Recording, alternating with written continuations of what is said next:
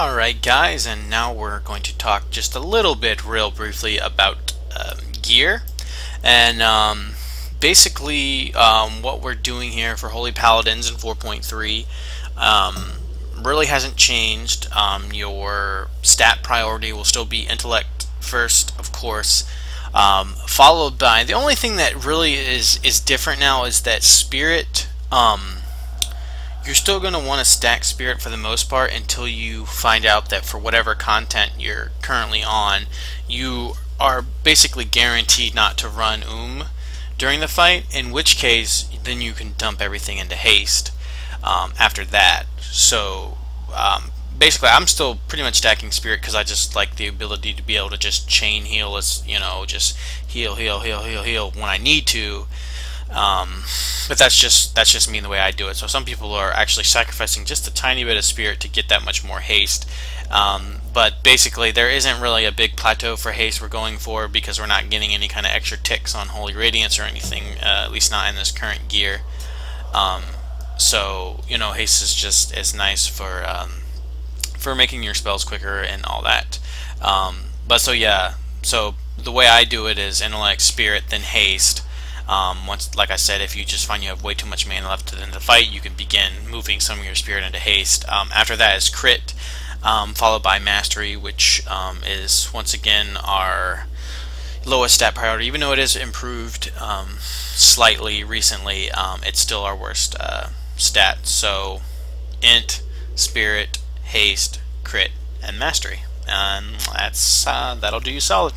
Alright, and now we're going to talk a little bit about spells and how we're using them in certain environments, and then how and all that good stuff. So anyway, for raiding and dungeons and everything, you're pretty much going to be, as a Holy Paladin, you're most likely going to be tank healing, or at least healing one of the tanks, maybe both, something like that, for the most part, give or take, obviously, for certain fights and certain areas of fights where there's a lot of AoE damage and stuff. But anyway, basically you're going to want to beacon your main tank, unless you're healing the off tank, and then you beacon, or unless you're healing the main tank, then you beacon the off tank. But anyway, there's two tanks, you beacon the other tank that you're not healing. Otherwise, beacon the tank and heal the tank. And what I normally do is, if I'm healing one tank, I'll beacon the tank, and then I'll throw up holy lights as I can on other raid members to get that 100% transfer rate for Beacon of Light, which is only happens for Holy Light. And then I will use Flash of Light. Well, Flash of Light not nearly as much as Divine Light. That's what I kind of try and do, is wait to use Divine Lights on the tank. Try not to waste Holy Lights on the tank, because of wasting that extra transfer I could get from healing another raid member. So using Divine Light on the tank, and in emergencies using Flash of Light, but for the most part Divine Light, to stack up the Holy Power. You get to 3 Holy Power, and you decide how you want to use it. Most of the time you're going to be using it for Word of Glory on the tank, or on someone else who might be really low at the time,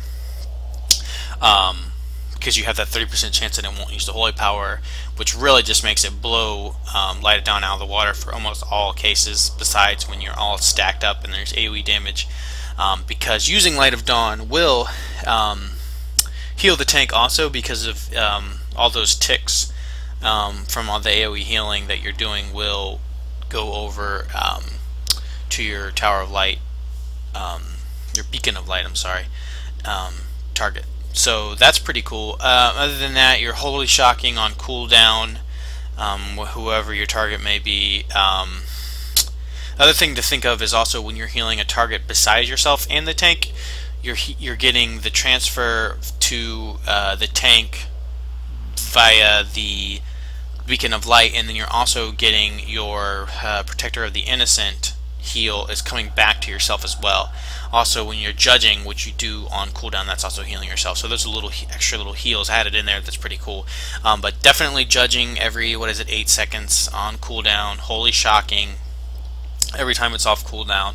And just other than that, you're managing your other cooldowns you know, your wings and your divine favor and your guardian of ancient kings, any kind of trinket you might have. What I am also currently doing as a blood elf, I have the arcane torrent, and I time arcane torrent, divine plea, and then I also have a intellect on use trinket that raises intellect by 1149, and I use them together to help and get back extra mana from my arcane torrent ability, because it restores 6% of your mana, and if your mana pool goes up by using a trinket or something like that, then it causes that to give you back that much more. Let's see, other than that, Holy Radiance now, you're using obviously in AoE damage situations. It's different now that you have to choose a target for it, as opposed to basically you just radiating light essentially out of you. You pick a target to cast Holy Radiance on, and that target is healed. Now it also has a 3-second cast time now, as opposed to being instant as it was, but there's no cooldown, which is cool. So you can cast it when you're stacked up, you can cast it on yourself or anyone, and it will heal that person, and then everyone around will get a big heal as well. And then, like, I believe it's 4 ticks, 3 or 4 ticks of I think it's 4 ticks with your if you have any kind of haste pretty much whatsoever, you're going to get 4 ticks out of it that heals everyone around you. And it's like after 6 targets, it's diminishing returns after that, but still, it's, you know, we don't have much for AoE, so anything like that will help. You're going to want to keep Hand of Sacrifice on cooldown, mostly when you're tank healing. There's really no good reason not to use it on cooldown as much as possible. Also, depending on your aura, whether it be devotion aura or resistance aura, you can use your aura mastery at a time of high damage, especially if there's a lot of like fire AoE going out. You can use your resistance aura in combination with the aura mastery to boost that resistance. Also, then if you're worried more about the tanking melee swings, you have Devo aura up, aura mastery, bam, and you know, he has extra armor that much over from aura mastery. And once again, oh yeah, you have also mana pots, your mythical mana potions you're going to use probably 90% of the time. I also have Potion of Concentration. I have a few of those too. You know, there are some fights that you can get to sit down and for 10 seconds and use these, and if you do, all the better, you know, go for it. So, and I think now that does indeed cover just about everything. So yeah, guys, thanks for watching, and you know, please subscribe and like the videos, and have a good day. Peace.